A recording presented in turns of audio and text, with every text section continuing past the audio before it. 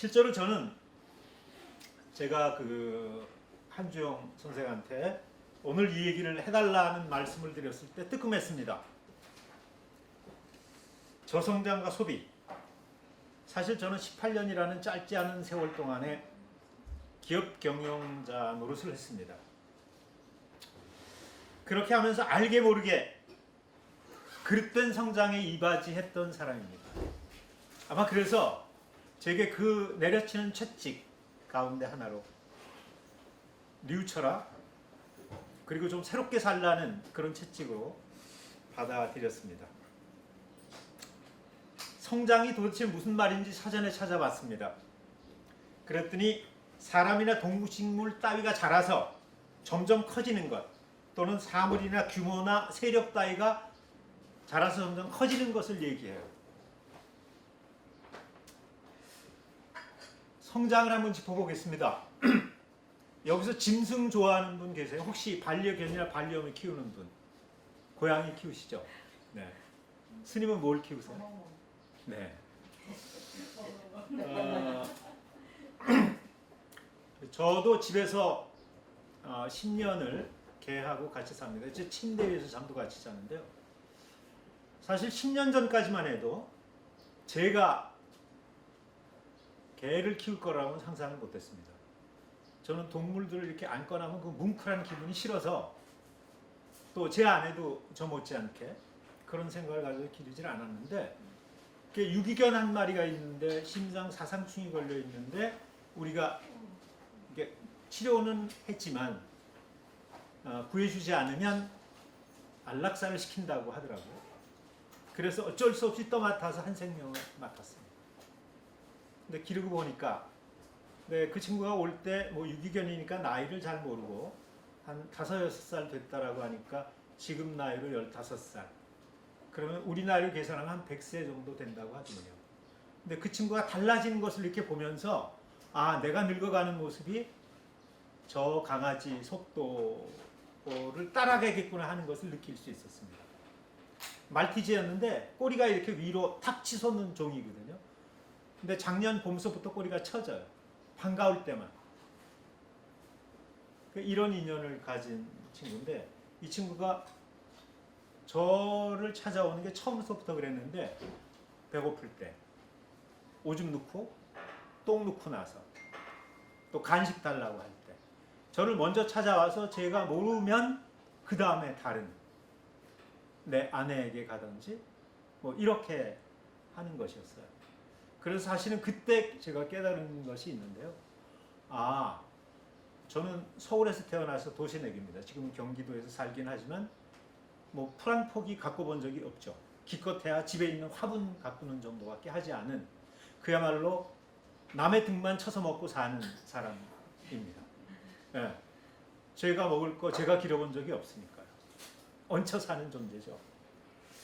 그래서 그것을 처음엔 몰랐어요. 한 1, 2년 지나고 보니까 내가 먹이 주지 않는데도 거듭 그렇게 돼서 그때 뒤늦게 알았어요.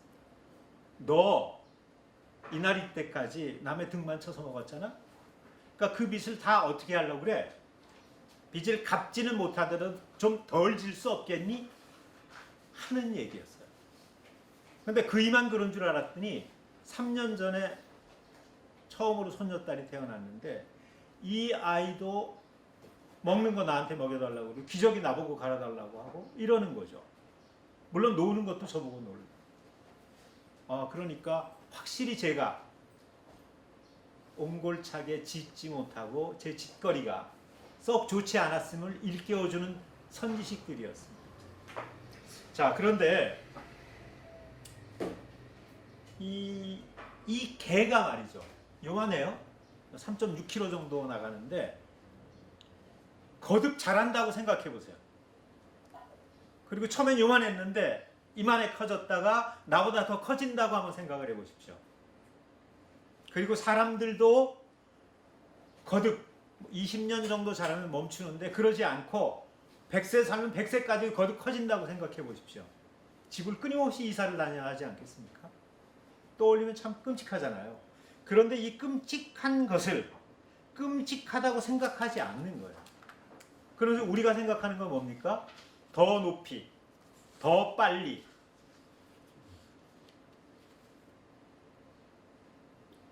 그렇게 살기로 작정하고 달리고 있는 거죠. 이것을 중독이에요. 그러니까 부처님 말씀을 되돌이켜 보니까 끊임없이 중독에서 빠져나오라는 소리이셨더라고요. 성장 중독. 여기에는 쓸 약도 마땅하지가 않습니다. 그러니까 우리가 오늘 얘기한 원래 주제목이 저는 부제로 달았습니다만 저성장과 사회. 저성장이란 말은 성장해야 한다는 말을 바탕에 깔고 얘기하는 거예요. 그죠? 성장하지 않으면 잘못됐다 이런 얘기라는 거죠. 이런 바탕에서 나온 기가 막힌 말이 하나 또 있습니다. 마이너스 성장. 야, 이건 말도 안 되는 소리거든요. 실제로 그러니까 줄어들거나 떨어지는 거예요. 이걸 마이너스 성장이라고 얘기를 해요. 기가 막히지 않습니까? 이게 중독이에요.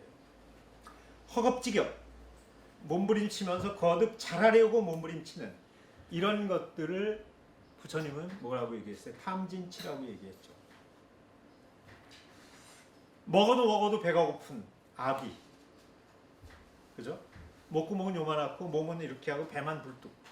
그래도 먹어도 굶주림에 시달리고 있는 그런 것이 우리들의 모습이 아닌가 이렇게 생각해 볼 수 있습니다. 성장을 부추기는 세계에 사는 우리, 바로 이 성장 논리가 우리를 모두 죽이고 말 것입니다. 그래서 죽지 않으려고 만든 모임이 아마 불교학령연대 같은 모임일 거예요.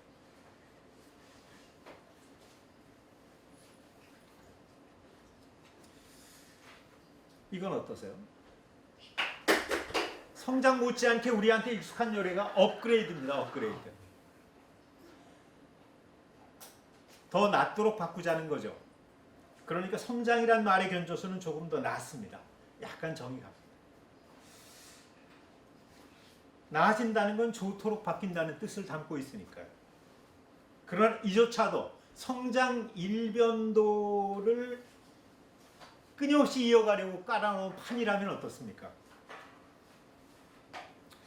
여기서 얘기하는 성장은 오로지 경제 성장만을 얘기합니다. 그러니까 지적 성장이라든가 이런 걸 가리키는 말이 아니라는 거죠. 그러니까 오로지 돈만 많이 벌어서 넉넉해지는 것을 가리키는 것입니다. 그러니까 너를 거꾸로 때리고 사람이나 짐승들을 마구 짓밟고 자연을 무너뜨리면서 자라나는 것이죠. 소비라는 말은 무엇입니까? 말 그대로 써서 없앤다, 써버린다는 얘기예요. 쓰고 버린다? 네. 아마 제가 이 부채를 지금 가져왔어요. 참 이뻐서 들고 왔는데 이런 부채가 집에 보면 한두 개씩은 되게 있으실 거예요. 아니면 이미 쓰레기로 버려진 것도 무수히 많을 것입니다. 이것도 사실은 플라스틱으로 만든 거죠.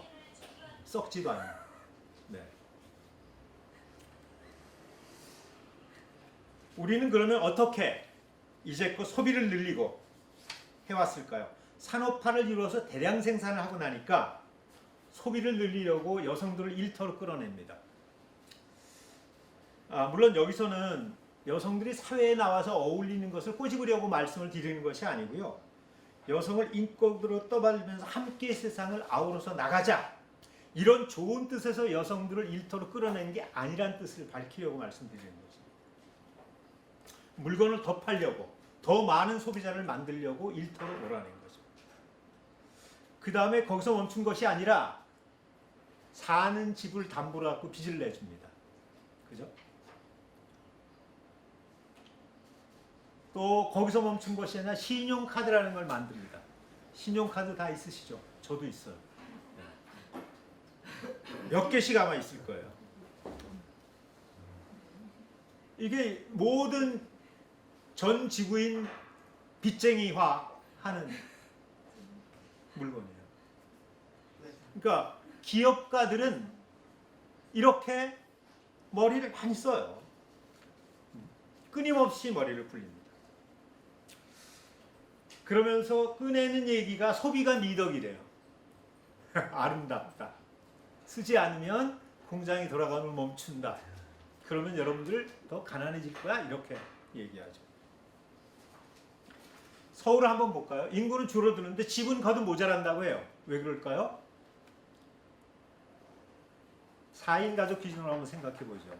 그런데 이게 떨어져 나갑니다. 아들도 딸도. 그러니까 텔레비도 냉장고도 가스레인지도 전자레인지도 청소기도 하나만 있으면 될 것이 한 대 더 사야 하고 또 사야 하고 이런 일이 벌어지는 거예요. 핵가족화하고 단식부화시킵니다. 이것이 이제 기업이 이끌지 않았다고 기업이 언론이라는 것 또는 영화라는 것 이런 걸로 만들어서 우리를 쇠뇌시키고 있다는 것을 우리는 알기도 하고 모르기도 합니다. 혼자 살면 불안하니까요. 보험이며 연금에서 벗어나기 어렵지 않습니다. 그죠? 보험 한두 개씩 다 들고 계시고 뭐 실비보험이라든지 뭐 이런 것들 들고 있잖아요. 또 홀로 살게 되면 어떻습니까? 생일날 띵동 하고 알람 울려주는 것이 인터넷 쇼핑몰이라든지 보험회사예요. 외로움과 허전함이 그 외로움과 허전함을 소비로 메우도록 꼬시는 거죠. 그 다음에 기업들은 이렇게 내 무의식에서 우러나오는 것을 이런 시시콜콜한 내 버릇을 전부 코드와 코딩화 한다고 그러죠. 그래서 다시 또 물건을 사게끔 만듭니다. 카드 사용 내역을 나보다 더 잘 알아요. 여기 보면 그 스마트폰에 보면 그 내 카드 앱에 들어가면 너 이달에 너 이번에는 책을 이렇게 많이 샀어. 문화비를 많이 썼어. 식비를 많이 썼어. 이렇게 하죠. 나한테 보여주는 걸로 고마웠게 생각하지만 실은 내가 너 다 알아. 이렇게 건드리면 너 이거 살 거지? 이렇게 되는 거야. 그러니까 이런 것들이 나를 쥐락펴락하는 것이 지금 우리 현실입니다.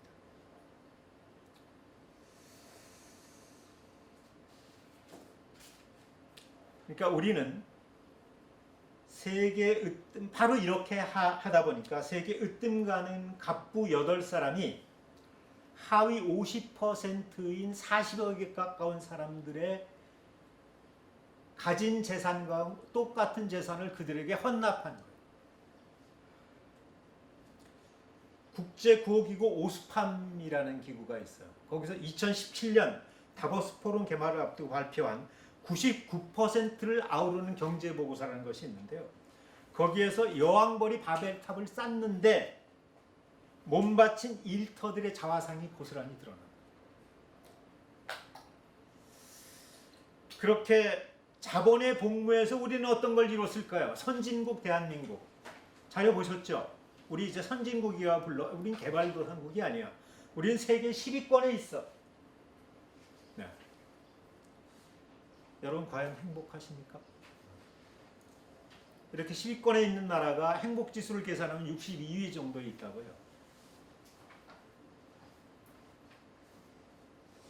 자, 넘어갑시다. 국민소득이 35,000달러를 넘었다라고 지난 3월에 발표했습니다. 35,000달러면 4천만 원이 좀 넘는 금액입니다. 한 사람당. 그러니까 3인 가족이면 1억 2천만 원이 넘어야 합니다. 그런데 근로자가 1,600만 정도 된다고 해요. 이 가운데 4.7%인 91만 정도만 3인 가구가 1억 2천의 수입을 올린다고 해요. 여러분들 가구를 4천만 원으로 곱해보세요. 가구 구성원을. 그럼 나는 35,000달러의 소득을 누리는 사람인지 우리 집은 그런 집인지 아닌지 그런 집이라고 생각되는 분이 있으면 한번 손 들어보시죠.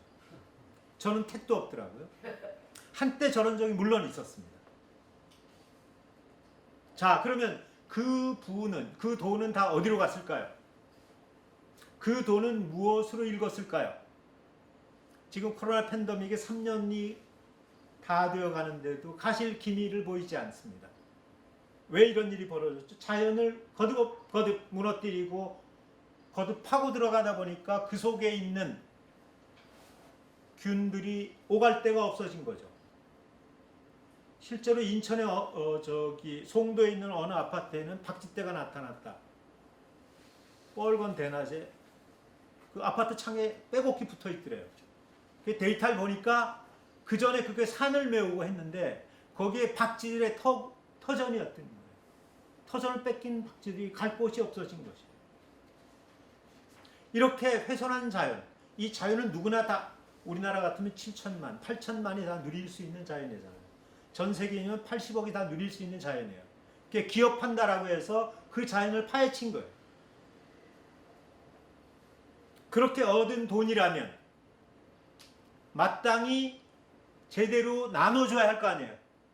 우리가 자연을 누릴 권리, 공기를 누릴 권리를 뺏은 거니까요. 실제로 코로나가 생기고 첫 해, 두 번째 해 얼마나 좋았습니까? 하늘이 파래졌어 라고 다들 느꼈잖아요. 왜? 중국 공장이 가동되지 않아서 그런 것이지 않습니까? 그렇다면 그 피해를 끼친 것을 우리에게 돌려줘야죠. 고속도로, 통신망, 이건 전부 국민의 혈세로 만든 겁니다. 그런데 그것을 사용료 안 내요. 그냥 다 얹혀서 기업들이 사요. 사실 가정용 전기가 산업용 전기보다 비싸잖아요. 그 산업에 하라고 가정에서 더 비싸게 돈을 내주는데 그거 돌려주지 않는 거죠. 자, 이런 것이 지금 우리가 겪고 있는 세태입니다.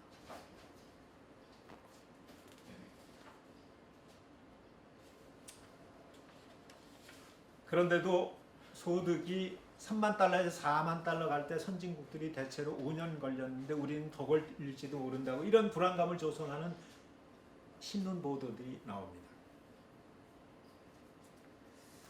성장해야 된다는 거죠.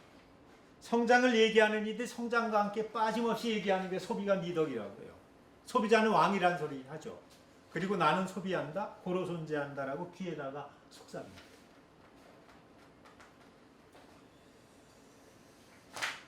과연 이들은 정말 우리를 왕으로 생각할까요? 봉이나 호구로 여기는 건 아닐까요?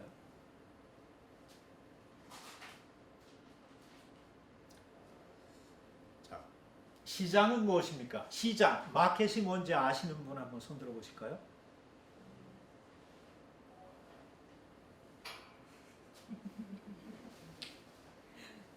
뭐 틀려도 괜찮아요. 틀릴 수가 없잖아요. 그죠? 네, 그저 웃을 뿐이랍니다. 물건을 사고 파는 곳이라고 하면 반만 맞추신 겁니다. 시장은요, 살림터입니다. 가정경영을 이루는 결고운 우리말이 있습니다. 무슨 말인지 아는 분? 살림이라고 해요? 살림살이라고 하잖아요. 그죠? 살림을 산다. 이게 참 거룩한 말입니다. 살리는 삶. 그 살림살이 누가 해요? 이렇게 얘기하면 어머니요. 이 말도 반만 맞은 거예요. 살림은 무슨 말일까요? 삶과 죽음이 맞선 말이듯이 살림은 죽임에 맞선 말입니다. 죽이지 않는 것이 살림이에요. 그러니까 시장이라는 것은 나는 이것이 있어. 근데 저것이 없어.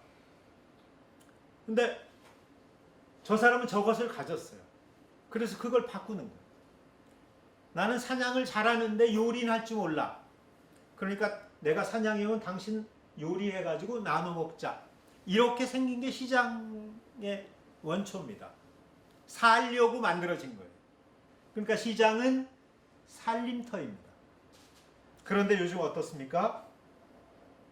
이곳에서 이제는 살림이 숨을 죽이고 있는 거죠. 살림이 사라지고 죽음이 터줏대감이 되고만 이 살림터에서 기업들은 어떻게 하고 있습니까? 호시탐탐 어떻게 하면 저 주머니를 잘 털 수 있을까만 생각합니다. 왜? 저도 그런 경영자 가운데 하나 있으니까. 물론 내가 주머니를 터는 악당이라고 생각해 본 적은 실은 없습니다. 쇼핑의 과학이라는 책을 펴낸 이 파코 언더힐이라는 분이 세계 최초로 관찰 카메라를 써서 고객의 일거수일투족을 분석해서 마케팅에 쓴 사람이라고 해요. 여기 보세요. 우리 회사는 전 세계 140명의 관찰 마케터를 두고 있고, 이 사람들은 주중이나 주말에 쇼핑몰이나 가게나 공항이나 기차역에 가서 사람들이 어떻게 움직이고 교류하는지를 살핍니다. 우리는 다양한 첨단 기술을 써서 고객이 쇼핑하는 모습을 살핀다.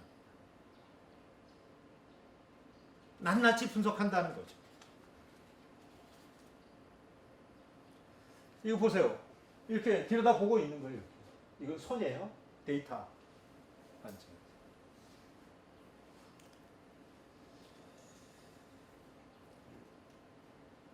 나를 훑는 까닭은 어디 있을까요? 다 분석되잖아요. 여성, 28살, 컬러는 볼래? 이렇게 하면서 어떤 취향이다라고 데이터화하는 거예요. 저기서 지켜보면서 저런 거 보면서 이렇게 자료가 만들어요. 무수히 많은 카메라들이 지금 나를 분석하고 있습니다.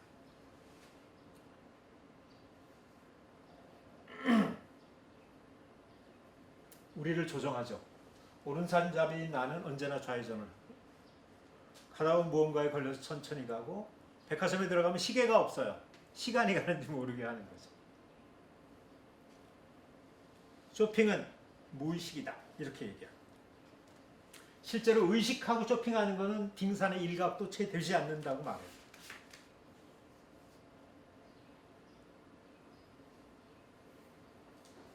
그러니까 무의식이 나를 쥐락펴락 한다는 거죠. 그러니까 자유의지가 작동하지 않는다는 얘기입니다. 보고, 만지고, 듣고, 냄새 맡고, 이것까지 전부 마케터들이 쥐락펴락 한다는 얘기입니다. 저 물건을 사면 나도 모르게 살이 빠질 것 같고, 저도 모르게 옛날에 내가 먹었던 과자에 손이 가고, 내가 지금 가지고 있는 물건은 망가졌으니까 나 이제 새로운 게 필요해. 또는 좀 실증나. 뭐 저게 있으면 나는 좀 더 일을 잘할 수 있을 것 같아. 또 소비의 과학을 읽으면 소비 심리를 더 잘 꿰뚫어서 나는 좋은 사업을 할 수 있을 것 같다. 이렇게 생각하면서 소비라는 아우스비치로 나도 모르게 빠져들어가는 거죠.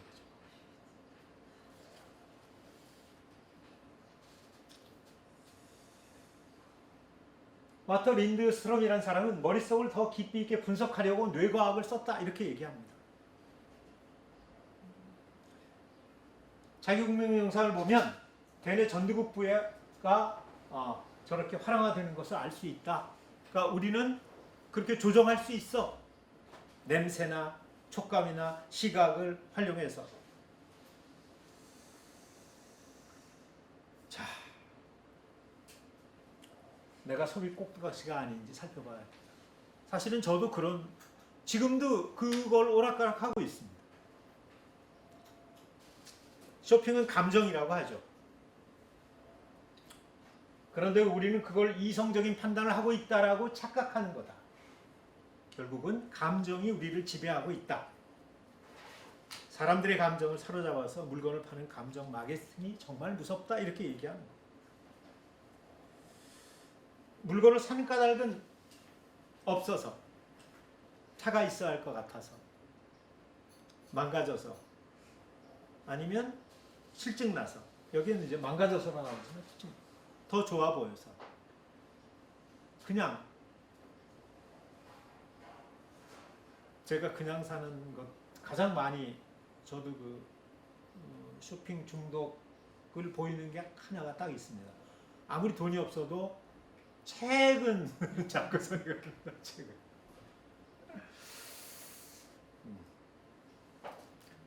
그러면 감정 소지 않고 이성 소비를 할 수 있는 길은 없을까? 있답니다. 과소비 지수라는 것이 있어서 평균 수입에다가 평균 수입 빼기 저축을 하면 과소비 지수가 나오는데요. 이게 남는 돈이 없어 다 쓰거나 빚을 내면 심각한 과소비, 이건 중독이라고. 쇼핑 중독. 그 다음에 0.7, 0.9에서 0.7을 오가게 되면 과소비. 그 다음에 이제 0.6, 0.7에서 0.5 사이로 가면 이제 알맞는 소비. 그 다음에 0.5 밑으로 쓰면은 아주 잘 사는 알뜰 소비다. 이렇게 얘기를 한다고 해요. 그런데 이게 이제 세대별로 다르다고 합니다. 그러니까 적정 소비의 기준을 알뜰 소비의 기준을 20대는 0.5, 나이를 들수록 0.9. 왜냐하면 아이들이 점점 커가게 된다든지 수입이 줄어들게 되면 이렇게 된다는 거죠. 그러나 사실은 이것이 다 들어맞는 게 아니에요. 왜냐하면 기초 생계비에도 미치지 못하는 돈을 버는 사람들 같은 경우 어떻게 될까요? 이번에 대우 조선해양에서 데모하니들이 9,700 얼마 정도 그 전에 여러 해 전에 대우조선이 어려울 때 30%를 삭감했다고요. 근데 그 뒤로 한 푼도 안 올렸다고 하는 거죠. 그래서 올려달라 10%만 올려달라고 했는데 4.5% 440원 시급 440원 올려주는 거 타협했잖아요. 이 사람들이 평균 230만 원 정도 받더라고요. 이게 4인 가족의 애를 키운다고 생각을 해보십시오. 견딜 수 있나요? 못 견딥니다. 도시 평균 한 사람당 119만 원 정도 있어 산다고 해요. 그래서 이런 기준은 그러니까 근로자 어떤 평균 지수인 거지 실제로 그 사람들에게 맞는다고 볼 수는 없다. 어떨 때 소비 욕구가 치솟는가? 불안할 때, 우울할 때, 성났을 때라고 해요. 즐겁고 기꺼울 때는 사실 그것을 누리느라고 소비를 더 하겠다라는 생각이 덜 든다는 얘기죠. 소비는 불안이다. 아이들 다 키워보셨죠? 사교육 안 시켰던 사람 있으면 한번 손 들어보실래요? 아이 길렀던 분들과.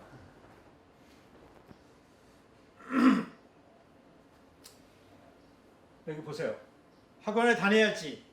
그나마 부모가 좀 안심하니까. 왜? 애가 딴짓할지 모른다라는 불안감이 있다는 거죠.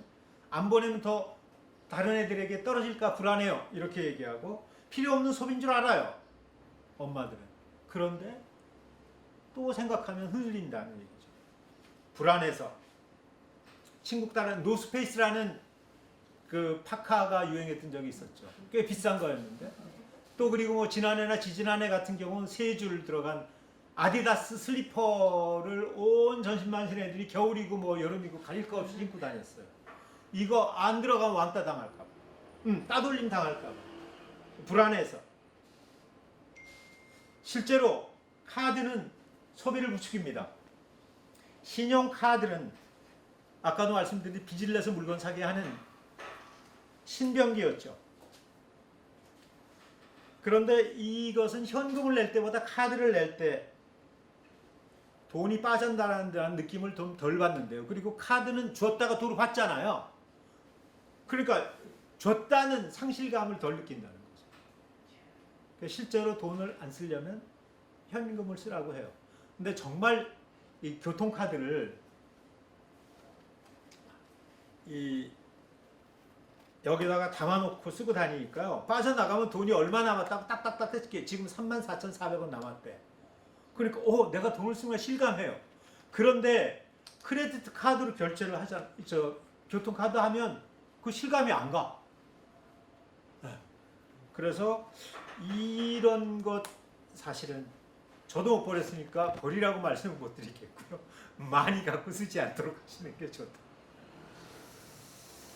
실제로 소비는 우울이라고 얘기합니다. 그 하버드 대학에서 실험을 했다고 해요. 1시간 이상 평화로운 풍경에 산책을 하고 오게 한 그룹은 했고요. 한 그룹은 슬픈 영화를 보게 했답니다.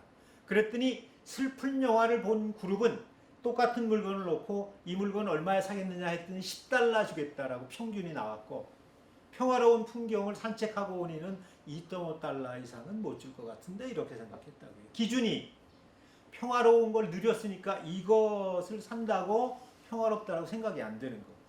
슬픈 걸 보고 울적했던 사람들은 허겁지겁 뭘 메우려고 그 허전함을 했다는 거죠. 저 사람은 얘기합니다. 깨닫지 못하는 사이에 슬픈 감정이 느끼면 더 간절히 물건을 갖고 싶어지고 그 까닭이 공허함 때문이다. 슬픔과 연결되는 가장 중요한 주제가 상실이다. 그래서 우리도 모르는 사이에 그 상실감, 잃어버린 빈자리를 메우려고 소부하려고 하는 욕구가 생긴다. 이렇게 얘기합니다. 청소년기에 가장 외로움을 많이 느낀다고 해요. 노년기가 아니라고 합니다. 거기에는 자존감이 낮아서 그렇다고 하는데 자존감이 낮으면 현실과 이상살이의 괴리가 크게 벌어진다고 하죠. 이 틈을 메우려고 소비에 매달리는데 소비를 하면 잠깐 자존감이 올라가지만 얼마 지나 도로 내려앉게 되고 다시 소비를 하게 되는 악순환 고리가 이루어진다고 얘기를 합니다. 지나친 소비는 겉보기를 좋게 부풀려는 몸부림이다. 이렇게 얘기합니다. 미국 인구 가운데 10%가 쇼핑 중독으로 추정된다. 이렇게 나옵니다. 그 중에 90%가 여성이다. 그럼 여성이 더 소비 성향이 높을까요? 그렇다고 보진 않습니다. 왜냐하면 저렇게 데이터가 나오는 것은요. 여성들이 소비의 주도권을 쥐고 있기 때문이에요. 남성들이나 아이들이 여성에게 소비해달라고 좋게 얘기하면 부탁하는 거고요. 나쁘게 얘기하면 전가하는 거죠. 의존하는 겁니다. 그래서 저렇게 90%다 이렇게 나오는 것입니다. 그럼 쇼핑 중독에서 벗어나려면 어떻게 해야 되는지 진단표가 있습니다. 쇼핑하는 것을 스스로 통제하지 못한다. 쇼핑할 때 죄책감이 든다. 쇼핑할 때 드는 돈과 시간이 점점 늘어나지만 별다른 느낌이 없다. 식구들이 보지 못하도록 쇼핑한 물건을 숨긴다. 우리 막내딸도 이따금 저런데. 그러니까 자기 집에 쇼핑 안 하고 우리 집으로.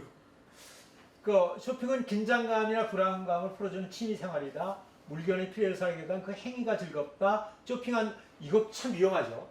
사용하지 않는 물건이 집에 가득하다. 저도 사실은 책 사놓고 다 읽지 못한 책이 꽤 됩니다. 주위에 돈 문제를 일으킬 정도로 쇼핑을 많이 한다. 이건 심각하죠. 얼마나 쇼핑을 많이 하는지 알면 다른 사람이 기절할 거다. 물건 사면 기분이 좋아진다. 5, 6, 10은 기분파고 2, 5, 4, 7, 9는 과다 쇼핑이고 1, 8은 쇼핑 중독이다. 이렇게 얘기하는데 제가 볼 때는 여기서부터 쇼핑 중독인 것 같아요.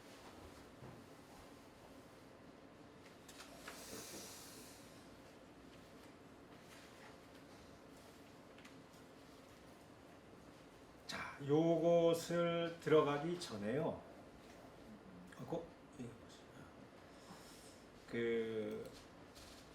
제가 아까 공화평화도서관을 열러 다니고 있다고 하잖아요. 그 공화평화도서관에서는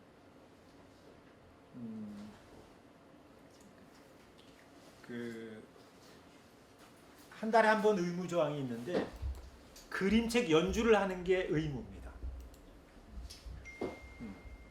그림책 연주를 어떻게 하는지 궁금하시죠? 그것을 오늘 여러분들이 저하고 함께 하실 겁니다. 여기서는 이제 목소리 연주인데요. 책을 소리내서 읽으면 어떤 효과가 있을까요? 그 수학 선생님이 수학 문제를 못 풀고 있는 애 옆에 이렇게 다가가서 문제를 읽어주기만 했어요. 그랬더니 금세 푸는 겁니다. 왜 그럴까요? 묵독은 실제로 내 뇌리에 제대로 와서 박히지 않는 거예요. 그래서 우리가 절집에서는 함께 낭송하죠. 천수경이든 반야신경이든 이것이 까닭이 있는 거예요. 이렇게 낭송했을 때 내 목소리가 내 뼈를 울리고 심금을 울리게 되는 것입니다. 그러니까 저는 그렇게 하는데요. 제가 어려운 책을 볼 때 잘 이해를 못하겠을 때 소리내서 읽습니다. 그러면 알게 돼요. 그래서 모든 것은 목소리 연주하는 게 매우 소중하다. 아이들도 그림책을 읽어주기도 하고 그 아이들이 스스로 그림책을 읽어서 연주하도록 하는 것이 매우 중요하다고 저는 생각합니다. 저는 사실 니까야를 여러 해 소리내서 도반들과 모여서 낭독한 적이 꽤 있거든요. 왜? 니까야는 사실은 부처님 말씀이잖아요. 말씀은 말이 돼서 나올 때 실제로 우리한테 울리는 거예요. 이게 떨리죠. 우리는 모두 그 양자라고 이렇게 떨리는 그런 도구가 우리 속에 있다고 하지 않습니까? 이게 울리는 것, 홀로 울리는데 여럿이 같이 울리게 되면 어떻게 돼요? 그것을 한자로는 공명이라고 하고요. 우리말로는 어울림이라고 합니다. 어울림, 어울리다, 어우렁더우렁 이런 것이죠.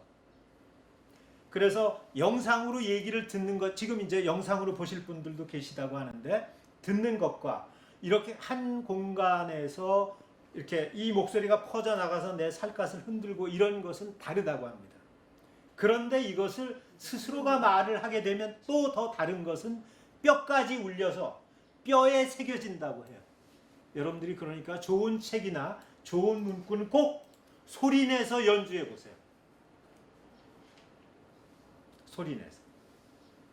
아, 뜹니까? 네.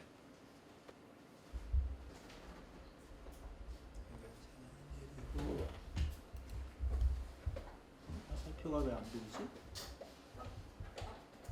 네. 네.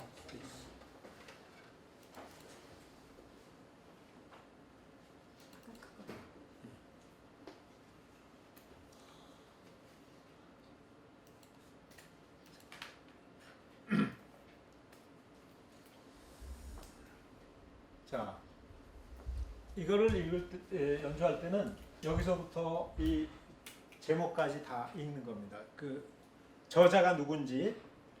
그러니까 표지는 제가 너무 작아 잘 안 보이셔서 읽어드릴게요. 빨간 줄무늬 바지, 최인선 글, 이진아 그림. 이제는 한 분씩 돌아가면서 연주하시는 겁니다. 저쪽서부터 이렇게. 네. 안 보이세요? 네. 아, 이게 박지가 않군요.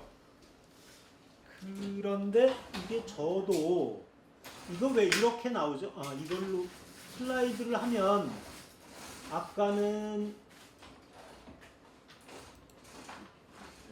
이게 화면이 크게 보였는데 이상하게 그게 현재 진짜 이게 잘 안 되네.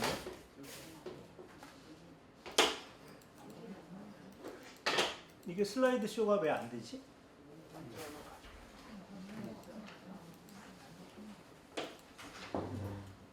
이게 여기 여기는 나오는데 얘가 왜일까요? 얘가 크게 나와야 읽기가 쉬운데 이거지. 근데 이게 작아서 이렇게 커질 수는 없나요? 아까는 이게 슬라이드에 커지지. 이게 지금 제일 큰 거예요. 아니 이게 이 화면에서 커져 버려야지 되는데.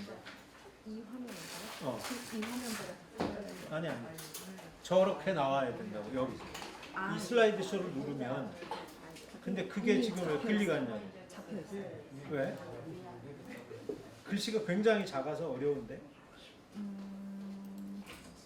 아까는 여기 떴었거든요.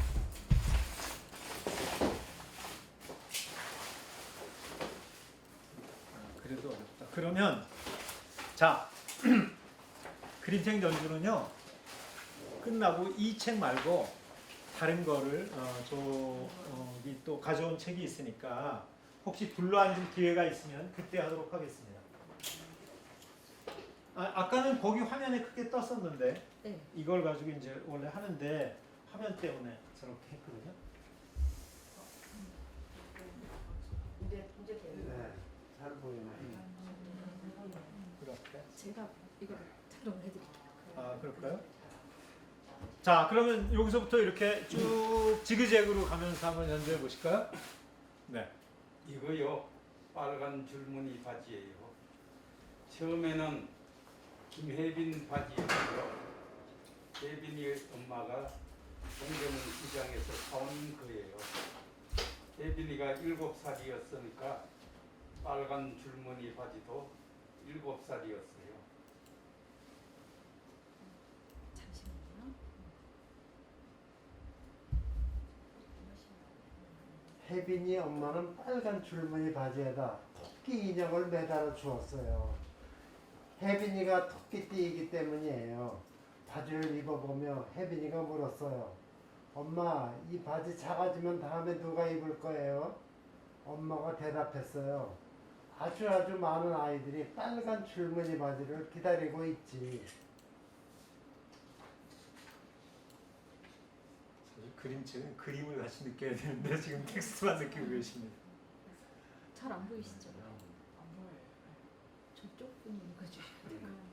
제가 한번 더 제일 혜빈이는 놀이터에서 놀 때 빨간 줄무늬 바지를 입었어요. 바지를 입고 그네를 타면 언제나 하늘로 날아오르는 기분이었어요. 혜빈이는 빨간 줄무늬 바지와 두해 가을을 함께 지냈어요.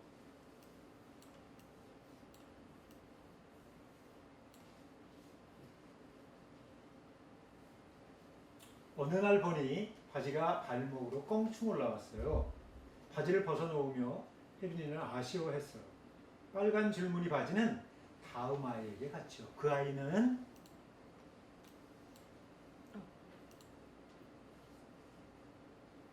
김혜빈의 동생 김혜수였어요. 혜수는 이제 막 7살이 되었죠.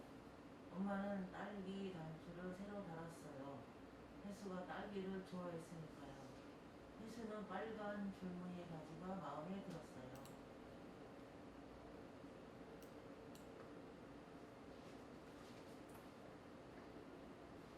혜수는 유치원에 갈 때 꼭 빨간 줄무늬 바지를 입었어요. 유치원에 갔다 와서도 붙지 않았어요. 빨간 줄무늬 바지를 입고 혜수는 키가 쑥쑥 컸어요. 한 번의 봄과 한 번의 가을밖에 못 입었는데 벌써 엉덩이가 꼭재였어요. 그래도 더 입고 싶었지만 다음 아이가 기다리고 있어 어쩔 수 없었어요.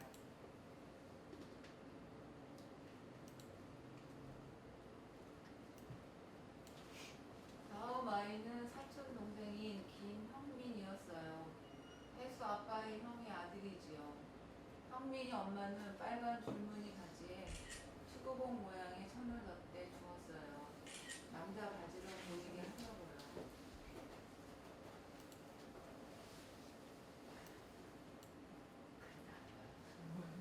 안 보여. 저좀 앞으로 나가.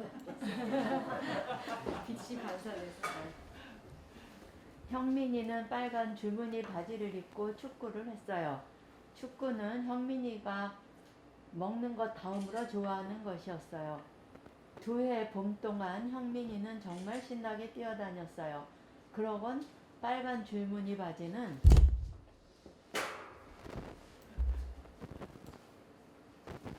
이제 막 7살이 된 이종이한테 갔어요. 종익이는 혜수 친구의 남동생이었어요. 종익이 엄마는 다 해진 바지에 밑단을 조금 잘라내고 허리에 멜빵을 달았어요.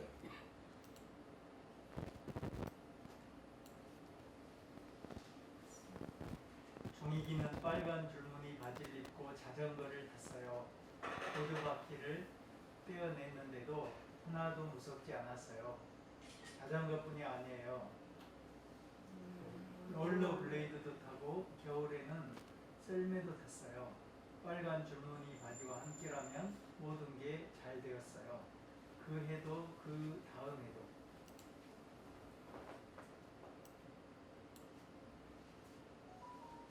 빨간 줄무늬 바지에는 그대로지만 바지를 입은 아이들은 7살이었다가 8살이었다가 9살, 10살, 11살. 맨 처음 바지를 입은 혜빈이는 어느새 13살이 되었어요. 채스라는 이제야 7살이 되었어요. 채스라는 혜빈이 엄마의 남동생의 딸이에요. 스라는 발레리나가 되는 것이 꿈이었어요. 그래서 스라 엄마는 특별히 신경을 썼어요. 엄마가 고쳐준 바지를 입고 거울 앞에 서니 맨 처음 김혜빈처럼, 그 다음 김혜수처럼, 그 다음 김형민처럼, 그 다음 이종희처럼 스라는 점점 멋져 보였어요.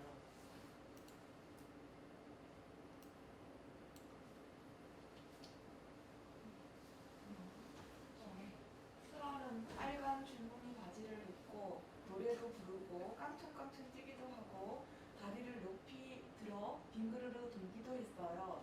진짜 발레리나처럼요.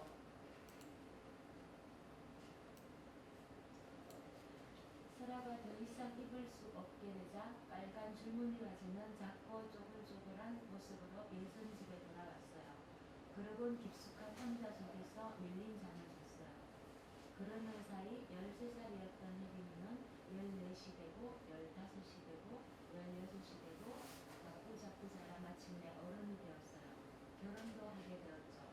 아기도 낳았어요. 아기 이름은 봄이었어요.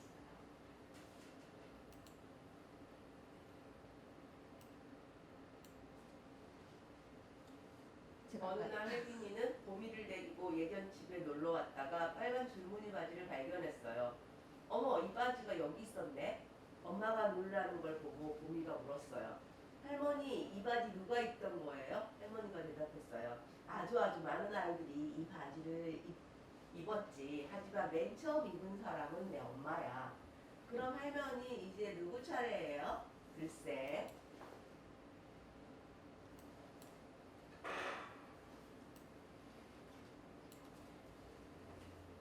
네.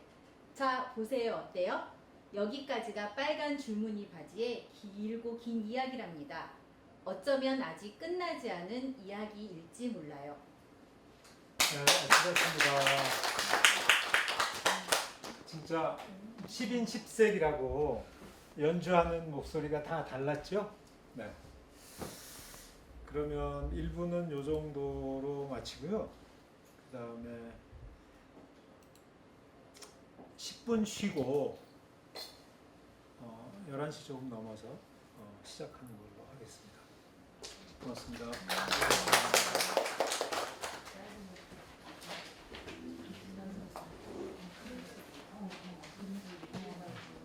마스크 써야지. 이제 몇 개 끝났습니다. 다음 거 그대로 실제로 우리 아이가 네, 아이가, 예. 냉천의 아이가 됐는데 그래서 모든 거를 빌려주고 책도 주고 계속 빌려오는데 그쪽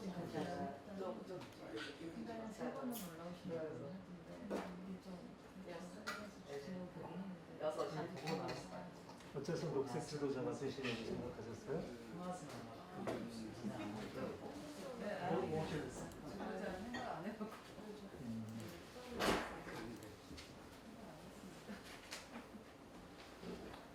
근데 한지영 씨, 네. 나는 녹색이란 말이 납득치가 않아요. 실제로 파랑이나 푸른 빛이라는 말이 맞거든요. 그러니까 원래 우리의 빛깔은 다 우리를 살리는 빛깔이었어요. 푸르가 파릿파릿 풀에서 나온 말이고, 하늘천 따지할 때 검정은 하늘. 그러니까 유리 가게린이 61년도에 우주에 딱 올라가서 한 1000마리가 하늘은 검었고 지구는 푸르다 이랬어요. 검었고. 그 다음에 땅, 누렇다. 이게 누런색, 노란. 그 다음에 이제 불, 빨간색. 그리고 해를 희, 새 이렇게 이제 여러 발음이 나오잖아요. 차도 차 다 이렇게 하듯이 흰빛 이렇게 나와요. 그러니까 불, 그 다음에 해, 땅, 하늘. 그러니까 여기서 나온 거예요. 그러니까 이건 다 우리를 살리는 것을 빛깔로 쓴 거예요. 여기서 물이 있는데 물은 맑아서 빛이 뚝 들어간다 빛이라고 안 봐서 그렇죠. 물까지 하면 이게 다 우리가 먹고 사는 거예요. 그러니까 실제로 그 파랑이라는 것은 흔히 볼 수 있는 빛깔이 아니야. 하늘색은 늘 바뀌잖아요. 원래 검은 게 본디색이고. 그래서 푸르다든가 그러니까 파랑불이라고 하는 게 맞는 말이야. 그런데 우리가 쪽빛 같은 것을 청색을 파랗다고 하면서 그 파란색이 갈 길을 잃고 녹색으로 표현하는 게 영 맞죠. 원래 이 빛깔은 전부 우리를 살리는 것들이에요. 이것을 빼면 우리는 여기에 있을 수 없는 거죠. 그래서 그런 게 늘 좀 안타까워요. 녹색 불교 지도자 이거 보고 좀 아쉽다. 파란색이 차라리 파랑이라고 하기 어려운 게 푸르다고 하고 파랑하고 이렇게 두 개를 쓰더라도 살려줘야 된다. 그러니까 제 이름을 잃어버린 딱한 풀들. 어정쩡하다 이거네. 네. 그죠? 그러니까 우리말 이름이 없어진 거잖아요.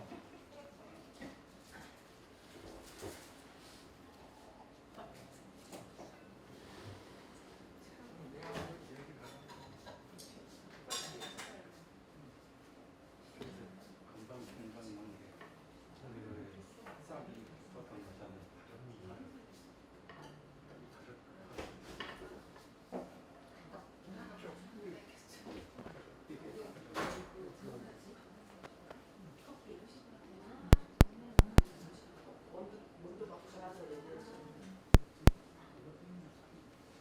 말이 좁게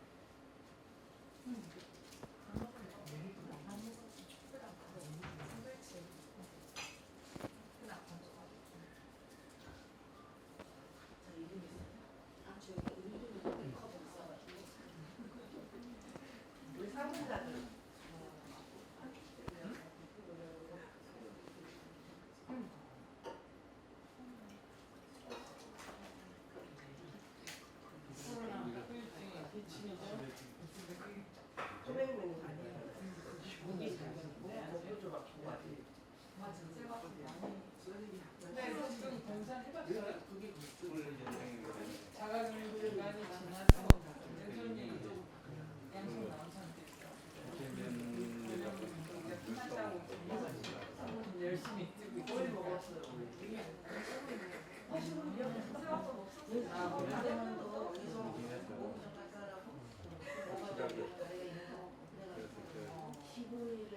지금도 잘해 있어요.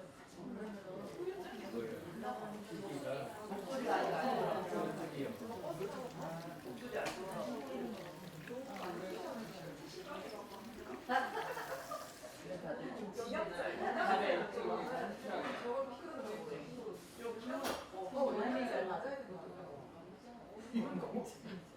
내가 내 생각에 시험에 있잖아. 처행길이 헷갈린 거 같아. 처행길이가 모르게 이게 아프지.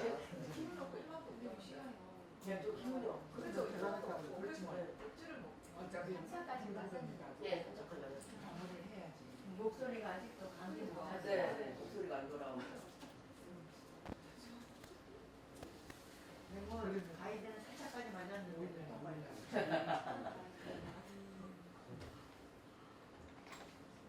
혹시 에어컨 바람 괜찮으셔요? 저는 안 좋아해요. 다 안 좋아하는구나. 아니야, 에어컨 쭈리라는 얘기가 아니고 나 냉방병에 걸려가지고 그래서 피해 있느라. 잘했어 나. 그래서 여기로 나가. 나 혹시나 이거 여기 앉으셔. 네, 여기 앞에 여기 앉아요.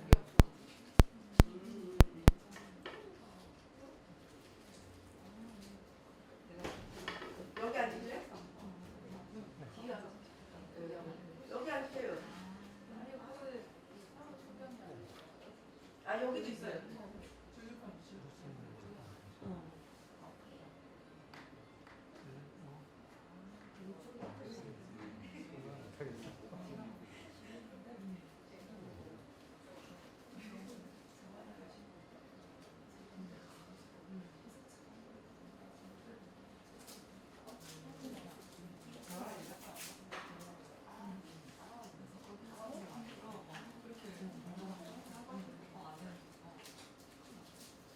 우리는 사실 초록불, 뭐 파란불이라고.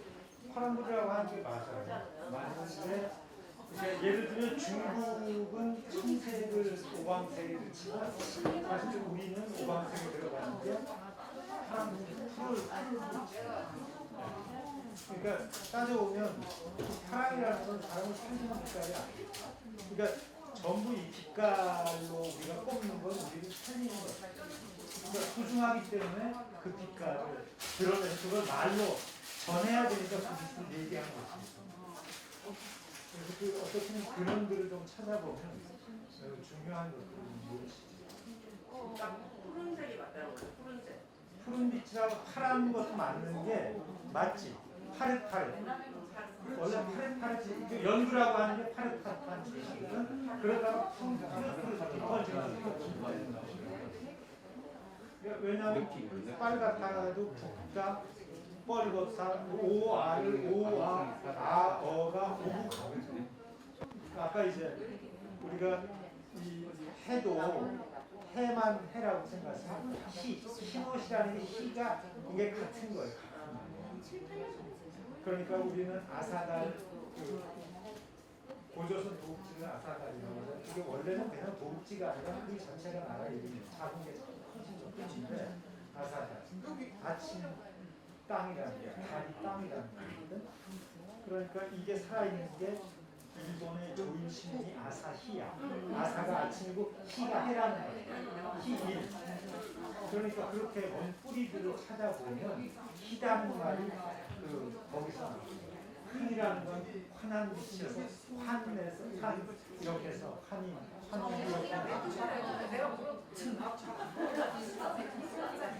그러니까 문자가 나왔다기보다 말이 여기서 이제 간 사람들은 말이 나오는 거고 지도층들이 다 이제 우리나라 사람들이다 보니까 아사가 저거 보셨어요? 딱 의자를 이렇게 해서 딱 좋아. 하나도 안 추워. 몇 개만 추워가지고 딱 좋네. 찰기를 찾았어. 잘하셨어요.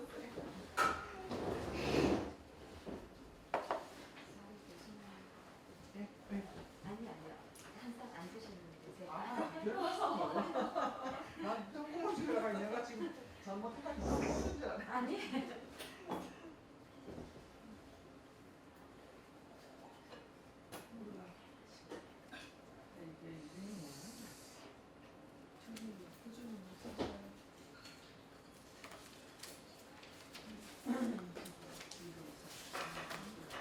자 들어가겠습니다. 다 오셨나요? 불교가 우리를 건질 수 있을까요? 중독에서?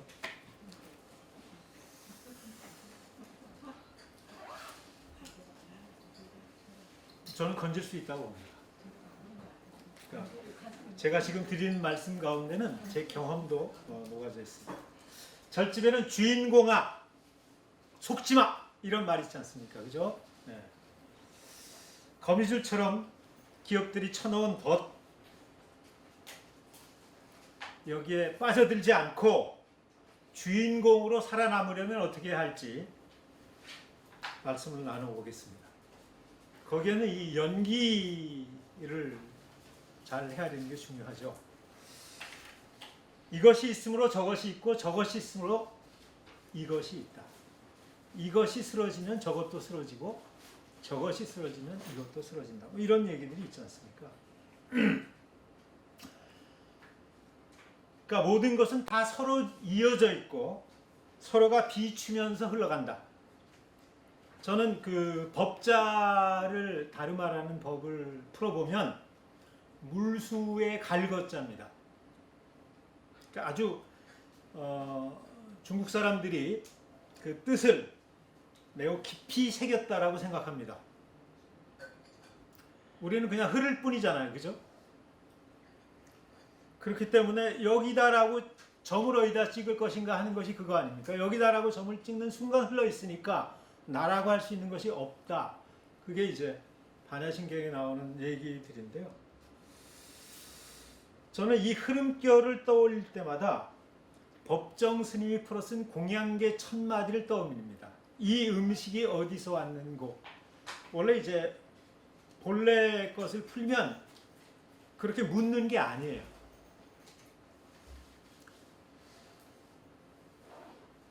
숟가락을 들기에 앞서서 묻습니다. 이 밥은 순환질서를 살린 유기농법으로 지은 나달에서 왔는가? 아니면 화학비료를 집어넣은 무기농법으로 지은 나달에서 왔는가? 또는 유전자 변형 씨앗에서 왔는가? 토종 씨앗에서 왔는가? 그렇지 않으면 회임, 임신할 수 있는, 종자를 거듭 다시 생산할 수 있는 그런 씨앗에서 온 나달인가? 불임 씨앗에서 온 나달인가? 실제로 요즘 젊은이들의 불임의 많은 부분이, 과학자들도 그런 얘기를 합니다. 그 불임 씨앗으로 자란 채소나 곡식을 먹었기 때문이다라고 얘기하는 이들도 매우 많습니다. 그리고 이 밥이 이 밥상에 오르기까지 탄소 발자국을 얼마나 남겼는가를 물어보는 거죠. 식당에 들어갈 때 그걸 묻고 들어가야 하는 거예요. 그죠?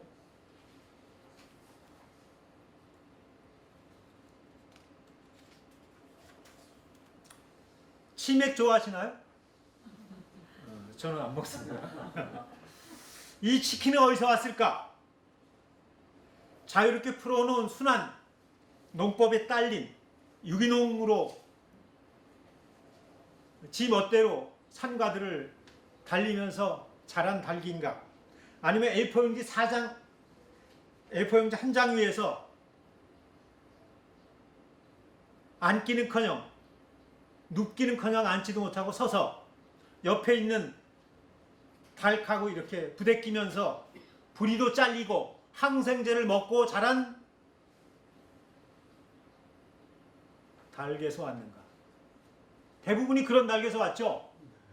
또는 성장 촉진제를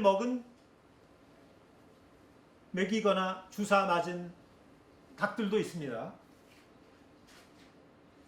그리고 또 하나는 이 2번 닭이라고 하면 얼마나 고통스러웠을까? 그 일생이 사실은 한 2달밖에 안 되는 일생입니다. 닭의 수명은 그렇게 짧지 않잖아요. 그런데 이 분노 덩어리가 내 몸에 들어와서 내 세포를 이루잖아요. 그러면 그 부하가 어디로 갈까요? 이런 것들을 떠올려 보는 거죠. 저거는 연세대학교 3명이 그 7월 3일에 그 청소 노동자들이 재계약 해달라고 시위하는 거 좀 낮춰서 하겠습니다 했는데도 고소했잖아요. 우리 수업 듣는 거 방해했다고. 자, 저것이 사실은 저렇게 했으면 항의는 대학에다 해야 될 거 아닙니까? 시끄럽지 않게 해달라고. 근데 노동자들 고소했어요. 만만하니까. 여기에는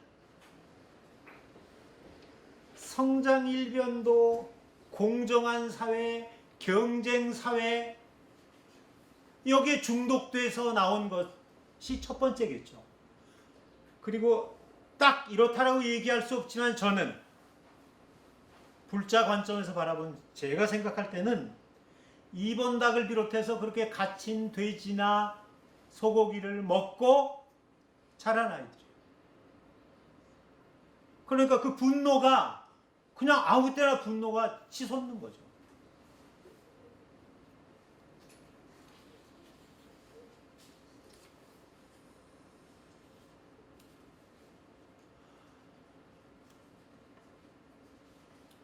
그대가 누굽니까? 라고 물어보면 대개 이름이나 일터를 댑니다. 그죠?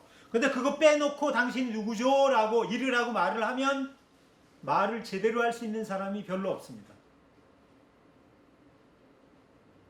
요즘에 꿈을 물으면 다 직업을 말해요. 그건 아니잖아요. 그리고 놀라운 것은 스님을 지망하는 분은 얼마 안 되는데 그분들이 수행자가 아니라 직업 주지되려고 이렇게 답하는 분도 꽤 있다고 해서 안타까워합니다. 왜 이럴까요? 돈 신에 중독된 탓이 아닐까 싶습니다.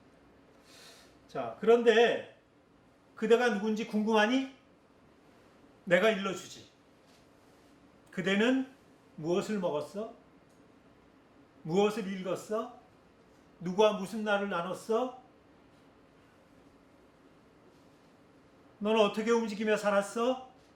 운동이나 제대로 했어? 과식한 건 아니야? 이렇게 묻는 거예요.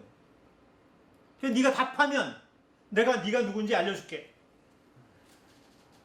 이게 프랑스에서 나온 뭐 얘기라고 떠돌고 있는데 이게 이제 맞는 얘기죠. 그럼 내 삶을 바꾸고 싶은가? 내가 광고에 휘둘리고 싶지 않은가? 소유증도에 벗어나고 싶은가? 쉬워요. 쉽죠? 휘말려들지 않고 무의식 아니고 의식해야 하는 거죠. 그 의식하는 길은 뭐예요?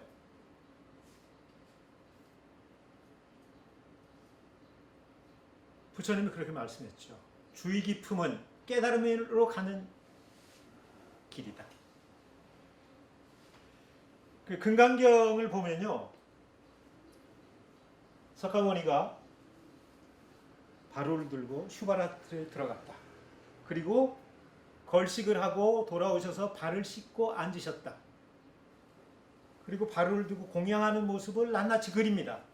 그리고 한 장면에만 나오는 게 아니라 거듭해서 그 얘기가 나와요. 처음에 저는 이 얘기가 왜 도대체 이렇게 자꾸 나오는가? 이거 말고 부처님 말씀을 들려줘. 이게 제가 불자가 돼서 근 한 30년 동안 해왔던 짓거리였어요. 말씀을 듣겠다고. 정말 다행스러운 건 그 말씀 듣겠다고 여기저기 찾아다니진 않았어요. 왜? 게을러서. 근데 알고 보니까 부처님이 움직임을 낱낱이 그려낸 까닭이 있더라고요. 왜 그랬을까요? 부처님은요, 걸음걸이 하나하나 할 때 그것을 온 마음을 다해서 걷는 거죠.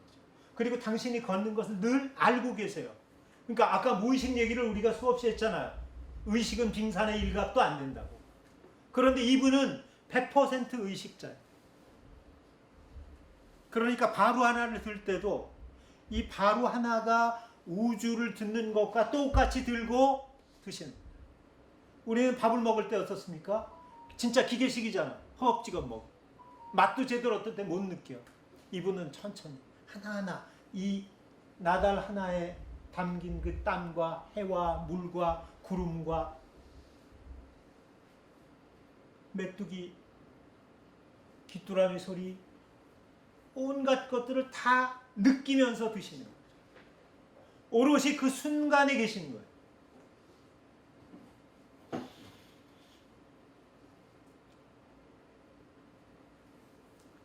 그러니까 지금 우리가 잘못되고 가고 있다는 걸 알면 돌아서면 되는 거예요. 어제는 우리가 바꿀 수 없잖아요. 내일을 어떻게 할 수 없습니다. 그죠? 우리가 할 수 있는 건 오로지 지금 이 순간 어떻게 할 수 있느냐만 있는 거예요.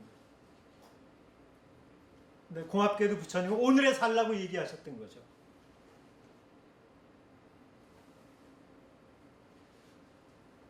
주의 깊게 살펴서 지금 내가 놓인 처지가 어떤지, 지금 나를 이루고 있는 이 몸은 내가 운동하지 않은 결과 이렇게 ET8처럼 가늘다 알 수 있어요. 그럼 바로 벗어나는 길은 팔굽혀펴기라도 몇 차례 하는 거죠. 그죠?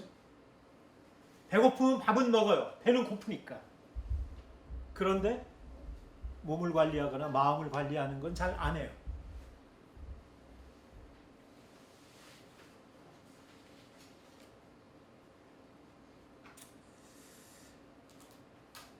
이게 아니라고 생각이 드는 때가 나를 바꿀 수 있는 절호의 찬스입니다.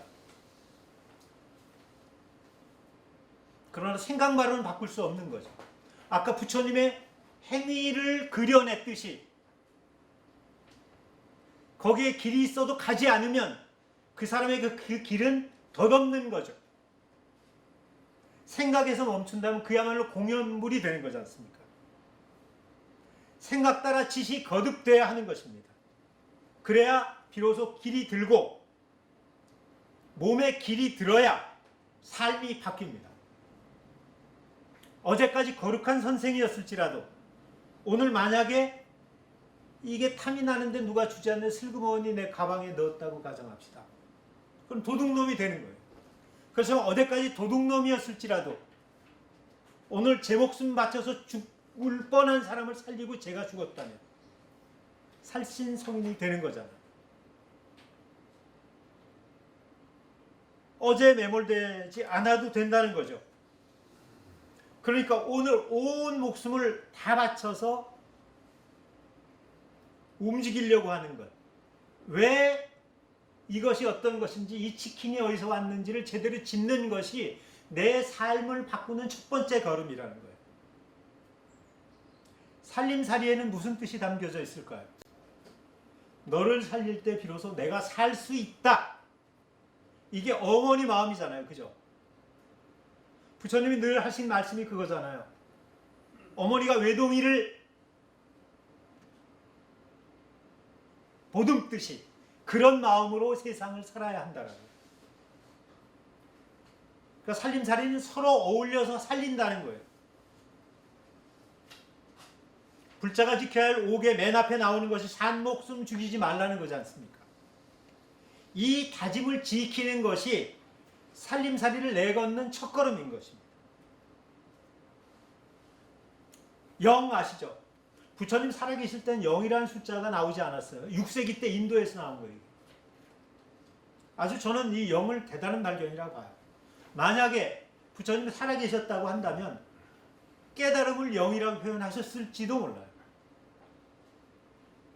살림살이 본보기인 부처님이 거룩한 까닭은 거룩하게 타고나셔서가 아니라, 거룩한 말씀을 하셔서가 아니라, 너를 살릴 때 비로소 내가 살 수 있다는 거룩한 살림살이를 하셨기 때문이에요.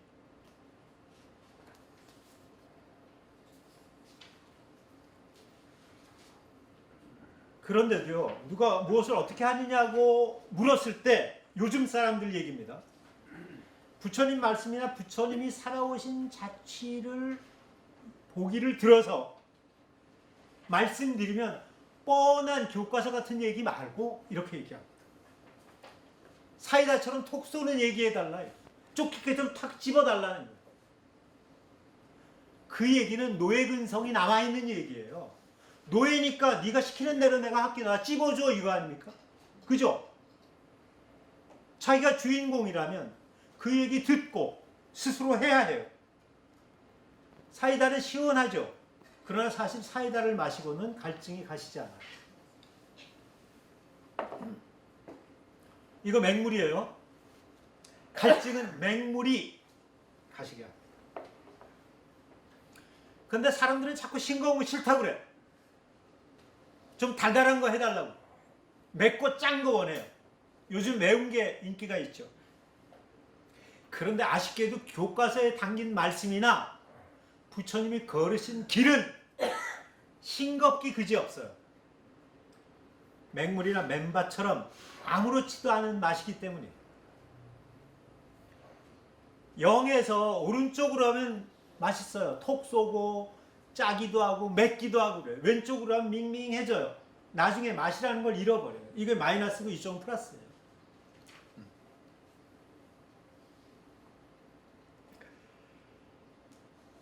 그러니까 말씀 따라 산다는 것은 톡 쏘고 사이다 같은 맛이 아니고 따분하고 지루해요. 거듭해야 하니까요. 그러나 꾸준히 해야 길이 나고 버릇이 들어요.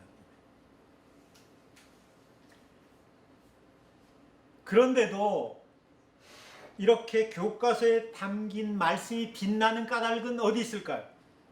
따분하고 지루한 대로 살아서 삶이 거룩해진 사람들이 있기 때문이에요.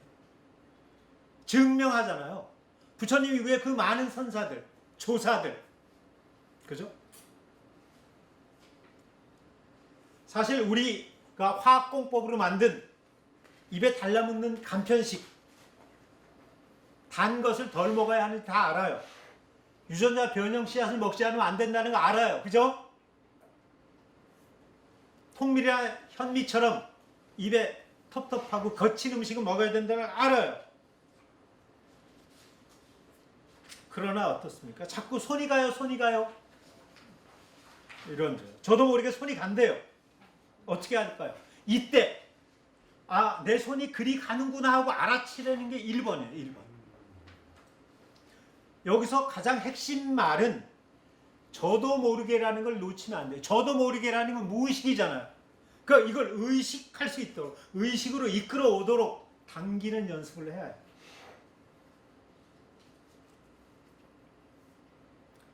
근데 이 손을 쉽게 걷어들여지지 않잖아요. 쉬울 것 같은데 안 돼요. 이럴 때 필요한 것은 멈춤이에요. 발을정, 팔정도에 나온 정자, 정견, 정어, 뭐 정정 이런 정사유, 이 정이 뭐예요? 한일자하고 그칠 지가 멈춰 있는 거예요. 달려가다가 삐끗하든지 어디가 이상한 것 같으면 멈추라는 거예요. 멈춰서 생각을 가다듬고 다시 나아간다는 뜻이에요. 발을정에 담긴 그 뜻은. 그러니까 이 음식이 어디서 왔는 거 이렇게 멈추는 거예요. 생각해보고 잘 안 돼. 이럴 때 해야 하는 것이 뭐냐면 이런 연습이 명상하는 거예요. 명상 앉아서 한다고 생각하죠. 왜? 앉아서 해야 쉬우니까. 근데 사실 더 쉬운 명상법도 있어요. 와공이라고 그래요. 와선이라고 해서 누워서 하는 것도 있어요. 그럼 잠에 떨어지기 쉽죠. 그게 힘들어요. 그래서 앉으라고 하는 거죠. 그러나 앉아서만 하는 게 명상이 아니에요. 명상은 음식을 먹으러 갈 때 떠올리는 거예요. 옷을 사러 갈 때 떠올리는 거예요. 그러니까 명상으로 떠오르는 생각을 놓치지 않도록 하는 게 1번이에요. 그래서 법정 스님은 늘 깨어서 깊어지는 것이 명상이다 이렇게 말했어요. 물론 참선이라고 얘기하기도 했어요. 그리고 신행은 끝없는 복습이야 그러셨어요. 어제 밥 먹었다고 오늘 안 먹지 않는 것처럼 어제 닦은 돈은 어제 닦았을 뿐이야. 오늘 닦아야 하는 거죠. 오늘 다시 일깨워야 한다는 얘기예요. 고기 명상 한번 해볼까요? 살짝은 미쳐놓고라도요. 치맥으로 대표되는 닭고기를 앞에 놓고 이 고기가 어디서 왔는고 욕심에 짓밟혀서 지옥살이, 우리가 그 짐승들을 지옥살이 하도록 만든 거잖아요. 우리가 그 장본인이에요. 내가 아니라고 해서 아니라고 할 수 있을까요? 우리가 그걸 안 먹으면 그런 지옥이 사라져요.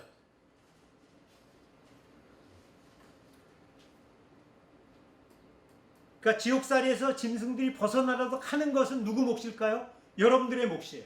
내 몫이라는 거죠. 그러니까 산 목숨 죽이지 않으려면 첫째, 짐승들이 잘 살아갈 수 있는 환경을 만들어주는 게 첫째고, 두 번째, 나 또한 산 목숨이니까 나한테 좋은 먹이를 줘야 될 거 아니에요. 그렇게 부하가 치밀은 먹이를 먹는 것이 아니라 활발하게 자라난 먹이를 먹어야 할 거 아닙니까? 이런 것들을 하는 거죠. 옷을 사기 전에, 쌀을 사기 전에, 어떤 물건을 사기 전에 거듭해서 어디서 왔는지를 묻는 겁니다. 그게 멈춤이죠. 저 광고 혹시 보신 적 있나요? You can stop us라는 광고. 이 재작년 오늘 올라온 광고예요. 나이키 광고인데요. 코로나가 널리 퍼진 사람들을 북돋운다는 뜻에서 굉장히 반응을 얻었어요. You can stop us. 무슨 말일까요? 그 무엇도 우리를 멈추게 할 수는 없어. 우리를 막을 수 없어.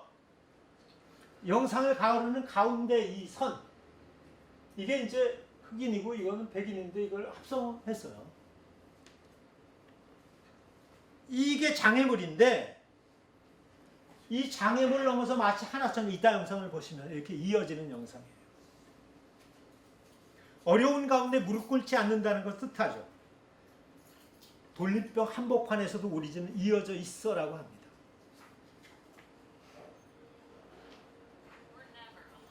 아, 소리가 이게 엄청 작네. 움직임만 보세요. 소리는 뭐 안 들으셔도 되니까. 사실 저 장면들을 저렇게 이어서 일단 저게 연출한 게 아니고요. 원래 있는 것을 고른 거예요. 고르는 시간은 말할 것도 없고요. 이 편집하는 데만 1000시간이라고 해요. 1000시간이면 얼마입니까? 실제로 기업들은요. 저렇게 정성을 들여요. 우리를 덫에다가 몰아넣으려고, 꼬시려고. 그런데 실은 소비자는 어떻습니까? 쓱 스치고 빠져들어요. 그럼 누가 이겨요? 준비된 자가 이겨요. 그럼 저걸 넘어서고 저 광고에 빠지지 않으려면 한 차장이 얘기한 대로 우리가 주의 깊게 정성 들여서 나를 살려내야 해요. 응? 놀랍죠? 화면이. 저걸로 멋있다고 탐복할 일이 아니에요. 저 속에는요, 나이키가 야, 코로나가 우리를 막을 수 없어. 니네들은 우리 손아귀에 있다니까? 이렇게 선언하는 거예요. 그런데 우리는 멋있다고 그러고 저기 희망을 본다고 해요.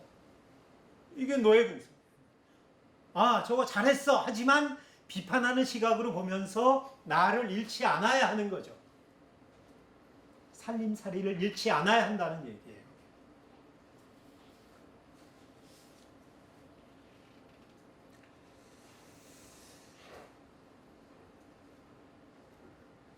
성장 중독, 소비 중독에서 벗어나려면 부처님이 늘 말씀하시는 탐진치에 빠져들지 말고 벗어나야 한다는 말씀을 늘 떠올려야 합니다. 아울러 불자 5개의 아까 이제 산목숨 첫 번째 얘기했죠. 마지막 술 마시지 말라는 얘기는 현대식으로 재해석하면 중독에서 벗어나라. 중독에 빠지지 마. 이 소리예요. 중독은 여러 가지가 있잖아요. 우리 나도 이 스마트폰으로 뭐 자료도 검색하고 하니까 하루에 4시간 정도 스마트폰 보고 있다. 데이터가 알려줘, 시리가. 소유 중독, 소비 중독, 성자 중독. 여기서 벗어나려면 갖는다는 것이 무엇이며 쓴다는 것이 무엇인지를 거듭거듭 물으면서 짚어야 해요. 여기서 법정스님 무소유를 짚습니다. 여기 나온 원고를 그대로 읽어드리면 이 세상에 태어날 때 이건 이제 법정스님 무소유에 나오는 글입니다. 나는 아무것도 갖고 오지 않았다. 살 만큼 살다가 이 세상에서 사라져 갈 때도 빈손으로 갈 것이다. 빈손으로 가셨습니다. 그런데 살다 보니 이거저것 내목이 생기게 되었다. 물론 일상에 소요되는 물건들이라고 할 수도 있다. 할 수도 있다 이랬습니다. 할 수 있다가 아니고. 그러나 없어서는 안 될 만큼 꼭 요긴한 것들만일까? 살펴볼수록 없어도 좋을 만한 것들이 적지 않다. 우리는 필요에 따라서 물건을 가지지만 때로는 그 물건 때문에 적잖이 마음이 쓰인다. 그러니까 무엇을 갖는다는 것은 다른 한편 무엇에 얽매인다는 뜻이다. 필요에 따라 가졌던 것이 도리어 우리를 부자유하게 얽맨다고 할 때 주객이 뒤바뀌어서 우리는 소유를 당하게 된다. 소유당하게 된대요.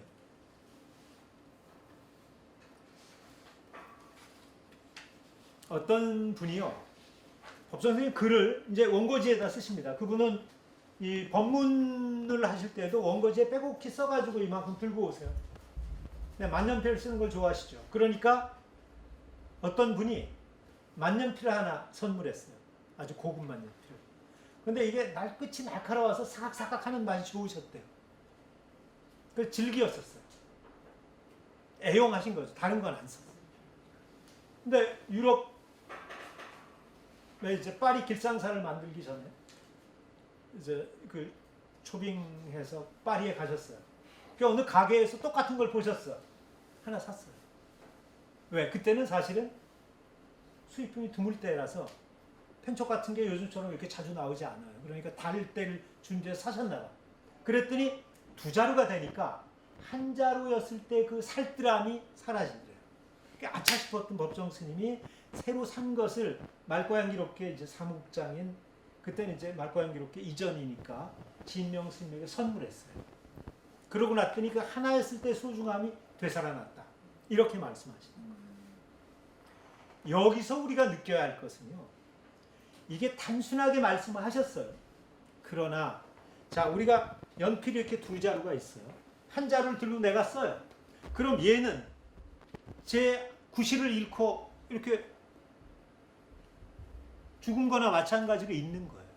이 얘기는 이거를 누구에게 선물했다는 얘기는 말이죠. 여기에 목숨을 불어 넣어줬다는 거예요. 그러니까 물건이나 사물이나 내게 같이, 내가 몸이 아프면 병원에 가죠. 어디 머리 길면 자르러 가죠. 또 저거 하면 약 먹잖아요. 왜 그렇습니까? 또 쓰려고. 물건도 마찬가지로 망가지거나 불편하면 고치면 돼요. 그런데 우리는 버려요. 이래서 소비자에 써버려. 그러면 안 된다는 것을 이 만년필 하나 얘기를 하시면서 일깨워 주신 거예요. 그러니까 윤구병 선생은 무소유, 그 책자, 범사에서 나온 책자 추천사에서 이런 말을 했어요. 무소유는 공동소유의 다른 이름이다. 이건 내가 이렇게 붙였지만 여기다 놓고 가면 딴 사람 누군가 또 붙여요. 그죠? 사실은 요즘에 공유경제라고 하는 건 공용경제라고 해야 맞아요. 함께 쓰는 경제란 말이에요. 내 것이라고 할 게 없다는 얘기예요. 그래서 내 것으로 무엇을 가지려고 하는 소비 성향은 버려라. 법정 스님은 내 것이라고 한 이것은 우주가 나한테 준 선물인데 우주는 내게 관리인으로 임명했을 뿐이야. 그거 나눠야 한다고 했습니다.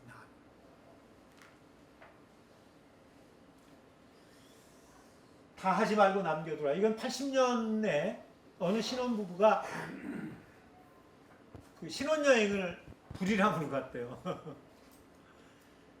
그래서 그때는 아직 칼라 TV가 첫 해 나온 해예요. 신랑한테 물어봤어요. 칼라 TV는 샀어? 아니요. 사줘야죠. 냉장고는 사줬어? 아, 그것도 아직 안 샀습니다. 아, 그러면 둘 중에 하나만 사고 하나는 남겨두시오. 다 사고 나면 그 다음에 또 뭐가 사고 싶겠어? 사람의 욕망은 끊임이 없다는 얘기예요. 이 남겨두라는 말씀이 아주 저는 소중합니다.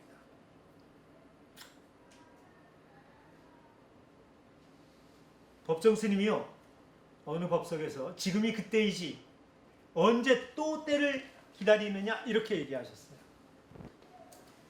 남자들은 아마 대부분 담배 피는 사람들은 뭐 남자든 여자든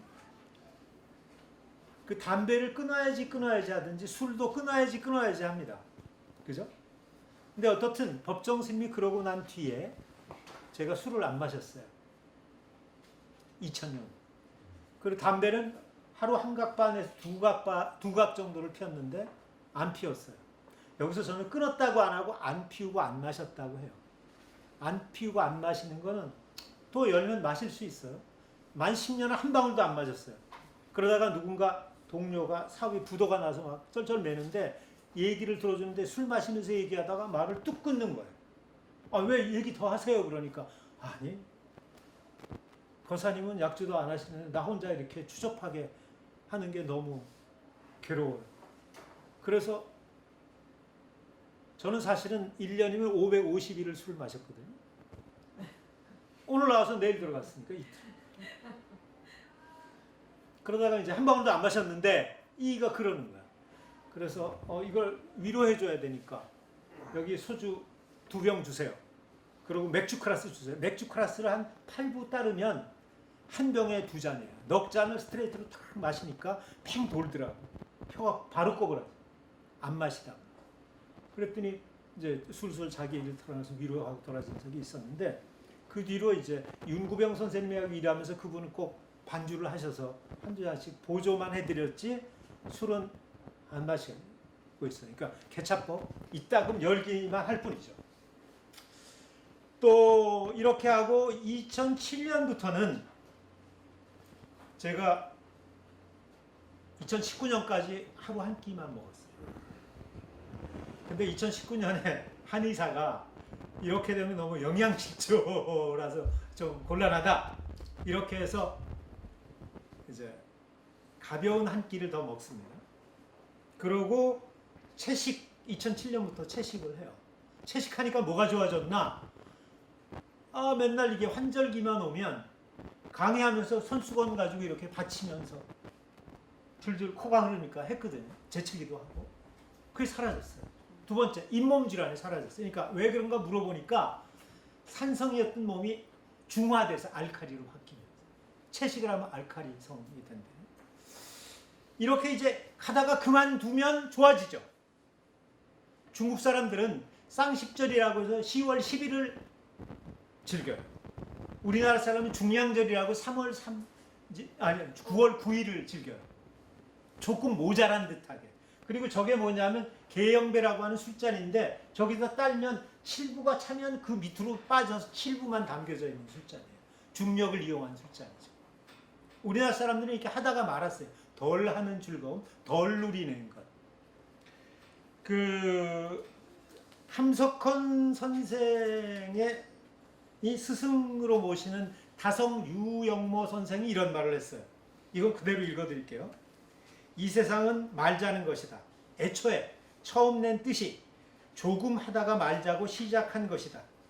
우리는 말자 하려고 나온 것이다. 이 세상은 소극적으로 생긴 것이지 자꾸 번성해 나가자고 있는 게 아니다. 마침내 말자고 생긴 것이다. 어떤 결과를 보자고 있는 세상이 아니다. 이렇게 늙은이 얼굴이 죽으러 들듯이 세상은 말자는 것이다. 야, 멋진 말이지 않습니까? 달도 참이 기울고 사람도 20년 자라면 그 다음에는 안 자라요. 쭈그러 들어요. 키가 줄어들죠. 이렇게 구부러지니까. 나무도 2000살이 넘는 나무도 몇십 년밖에 자라지는 않아요. 그런데 사람들이 부리는 욕심은 극간데가 없어서 거듭 자라야 한다고 부르짖는 거예요. 이제라도 하다가 맙시다. 덜 쓰고 덜 누리고 꽉 채우려 들지 말고 덜 살다가 가자고. 제발 좀 빨리빨리 하기를 그만두고 느리게 좀 살자. 반칠환이라는 시인이 이런 시를 쓴 거 아시죠?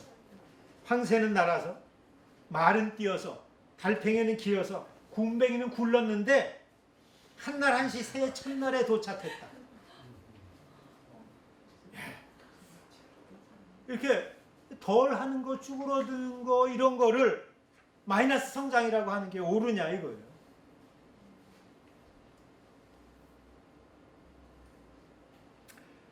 자, 잘 아는데 안 돼 이러. 안다는 것은 뭘까요? 자, 운전할 줄 모르는 사람 손 들어보세요. 운전 못하는 사람, 네, 한 분밖에 없군요. 헤엄칠 줄 아는 사람, 헤엄칠 줄 아는 분 꽤 계세요. 자, 제가요 박태환이가 헤엄치는 걸 분석해가지고 내가 헤엄 못 치는데 논문을 써가지고 박사가 됐어요. 자, 나는 박태환이처럼 헤엄을 칠 수 있을까요, 없을까요?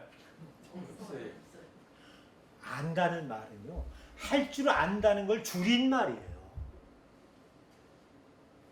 이게 매우 중요해요. 그래서 우리 불가에서는 머리로만 헤아리는 걸 뭐라 그래요? 아르마리라고 해요. 그리고 보통 속세에서는 책상 물림이라고 그래, 그런 자들을. 저 같은 자들이죠. 저 같은. 아는 건 몸에 길이 나는 것을, 몸에 길을 들이는 거예요. 몸에 배 있는 것을 뜻해요. 물이 배에 들어온다? 아이도 배인다고 하잖아요. 배운다는 말도 배다는 데서 나왔어요. 배어 들어와서 몸에 익혀야 돼. 운전 처음에 할 때는 막 속도내면 벌벌 떨잖아요. 이거 뭐 백미러도 봐야 되고 사이드 미러도 봐야 되고 옆에도 봐야 하는데 이거 돈 보고. 근데 나중에 익숙해지면 어떨까요? 옆에서 잡담도 하고 뭐 때로는 영상도 보는 그런 잘못된 분들도 계시고 전화 통화는 말할 것도 없죠. 이게 자유자재하다고 하죠. 이 자유자재 하려면 어떻게 해야 돼요? 몸에 기를 내야 돼요. 거듭해서 불가에서 하는 말은 습이 들어야 한다고 하죠. 버릇을 들여야 돼요. 길을 저밖에 길이 있는 게 아니라 내 몸이 길이 돼야 돼요. 그러니까 절로 걷게 돼요. 중도라는 것은요, 길을 가리키는 말이 아니고요, 그 길을 걷는다는 뜻이 같이 함유된 말이에요. 같이 움직이는 것. 그 삶이 돼서 나오지 않는 삶은 가짜예요. 불교는 뭔지 한번 짚어보죠. 믿는 종교 아닙니다. 거듭 묻는 거예요. 나는 누군가? 나는 어디서 왔는가? 어떻게 살아야 하는가? 어디로 가야 하는가? 나와 남은 다른가? 남은 어째서 남이라고 하는가? 나와 나무는 다른가? 나와 나무는 서로 수음을 주고받는데 나무를 남이라고 해도 좋을까? 나라고 해야 할까? 이렇게 묻는 거란 말이에요. 우리끼리는 도움이 안 돼요. 숨을 주고받으면 계속 이산화탄소 품어내니까. 그죠? 근데 나무하고는 어때요? 저기 있는 저기 란하고는 돼요. 나는 이산화탄소, 걔는 이산화탄소 먹고 산소를 뿜어내니까. 쟤네하고는 난 궁합이 왔는데 사람들끼리 궁합 안 맞아요.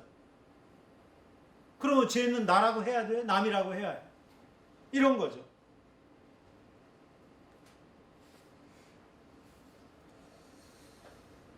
불교는 믿는 종교가 아니라 하는 종교입니다. 불교하다라고 흔히 써요. 불교는 믿는 종교가 짓는 종교입니다. 그러니까 복 받으세요 인사하지 않고 복 지으세요 해요. 그 작가라는 말이 그 만들 작자에다가 집가자를 쓰는 작가가 불교의 절집안에서 나온 말이에요. 짓는다. 참 좋은 말이거든요. 근데 짓하면 나쁘게 받아들여요. 짓 좋은 말이에요. 우리가 살아가는 모든 것은 이 짓에서 나왔어요. 짝짓기 아시죠? 짝짓기 안 하면 우린 태어날 수 없어요. 또 농사, 여름짓기, 여름이 이제 그 한자로 바뀌어서 농사가 여름짓기예요. 농부를 여름지이라고 했었어요. 여름이 열려간다라는 거예요. 네. 그러니까 우리 말을 쓰면 뜻이 탁탁탁탁 와서 하는 거예요. 또 집 짓죠. 집 져야 살잖아요. 옷 지어서 입어야 살잖아요. 옷 짓기, 밥 짓기. 거룩한 것들은 다 짓이에요. 짓에서 나왔다. 그러니까 이 짓는 종교예요. 짓는 종교. 자, 여기서 법정 스님이 중이 밥값이나 하고 가겠다 하면서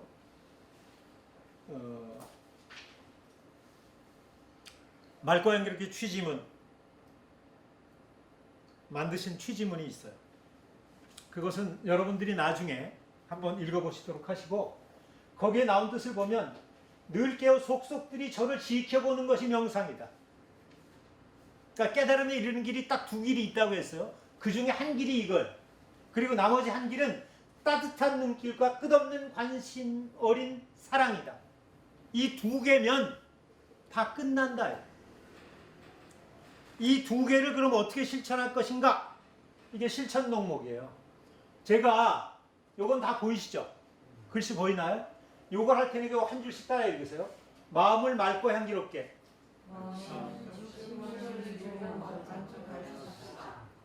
화내지 말고 웃으며 삽시다. 나 혼자만 생각 말고 더불어 삽시다. 세상을 맑고 향기롭게. 나누어주며 삽시다. 양보하며 삽시다. 남을 칭찬하며 삽시다. 자연을 맑고 향기롭게. 우리 곳을 계속 살아갑시다. 프랑보니 양방문을 부르며 삽시다. 덜 쓰고 덜 버립시다. 이거 할 수 있겠죠? 아주 쉬워요. 예, 근데 3살배기도 아는 말이지만 80살 먹은 노인네도 하기 어려운 것이에요.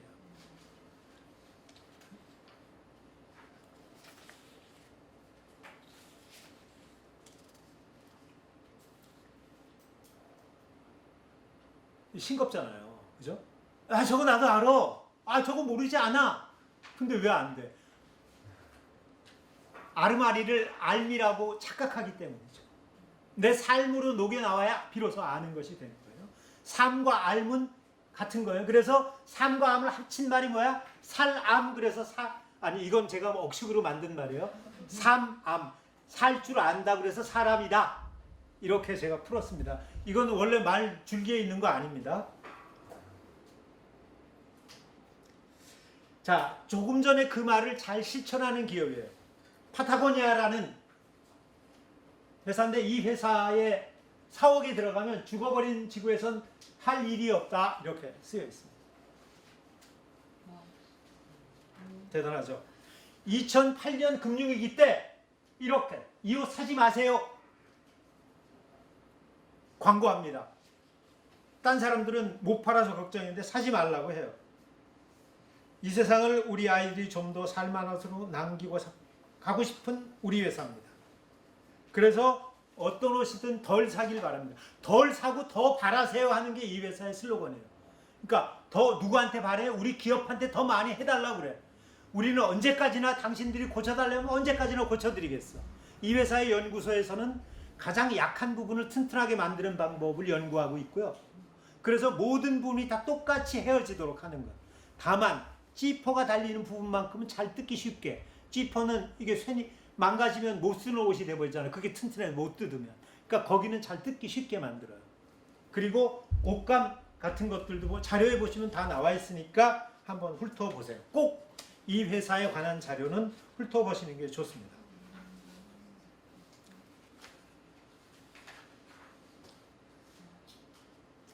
이렇게 이제 고쳐준다고 하는. 자, 이게 이제 공화평화도서관 1호점이에요. 보리출판사 1층에 파주에 있는 그 처음에 생긴 공화평화도서관인데 이와 똑같은 게 조계사에도 있었어요. 근데 이제는 그건 사라진 기억이죠. 공생공민이라는 말을 혹시 들어보셨나요? 같이 살고 같이 가난하자. 이게 하다가 많은 가장 훌륭한 기법입니다. 우리가 부유하면 다른 동식물들이 가난해져요. 그래서 우리는 사람은 본디 식물성이었어요. 동물성 아니었습니다. 그러니까 문목순부지들과 어울려 사는 우리는 가난해야 돼요. 실제로 지구에서 우리는 기득권이에요. 우리가 지금 기득권 얘기하지만 사실은 다른 동식물들한테는 기득권이에요. 그러니까 가난해져야 해요. 함께 가난해져야 합니다. 식물성이어서 살려고 억지 부리지 않았어요. 우리는. 식물성이라는 것은요, 꼭 써야 할 것만 갖는다는 것을 가리킵니다. 벌레나 짐승은 지나치게 많이 먹으면 뚱뚱해질 뿐입니다. 우리도 마찬가지죠. 그러나 푸나무, 풀과 나무는 많이 먹으면 죽어요. 여러분들 물 많이 줘서 죽인 풀나무도 상당히 많이 있을 거예요. 왜냐하면 푸나무는 지나친 욕심 부리지 않고 꼭 없어서는 안 될 것만 가지고 있기 때문에 그렇습니다. 커다랗고 화려하게 꾸미는 것은 푸나무들의 몫이 아닙니다.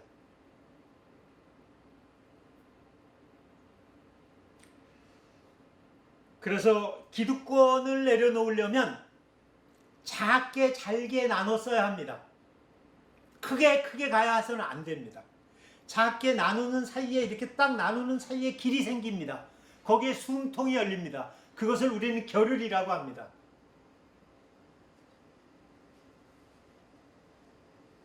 작은 것이 서로 이루는 게 평화로운 세상입니다. 여러분들은 대승불교를 아시죠? 대승은 어떤 건가요? 커다란 탈 것이라고 하잖아요. 그렇게 생각하면 큰 오해십니다. 항공모함처럼 커다랗게 수만 명을 올려놔도 괜찮을 만한 그런 배를 원하세요? 아닙니다. 작은 배들이 무리지어서 큰 구실을 하는 거예요. 큰 일을 해내는 거예요. 저마다 따로 똑같이 반딧불이 요만큼 작잖아. 반짝반짝해요. 서로 여기서 반짝 저기서 반짝. 처음엔 서로 엇갈려서 반짝거리다가 나중에는 한꺼번에 번쩍하고 환해져요. 그럼 다 크게 보이죠? 근데 그게 다 따로따로 빛나는데 그것을 공명이라고 그래요. 그걸 우리말로 하면 아까 말했죠. 어울림. 어울리면 크게 빛낼 수 있어요. 그러니까 여러분들이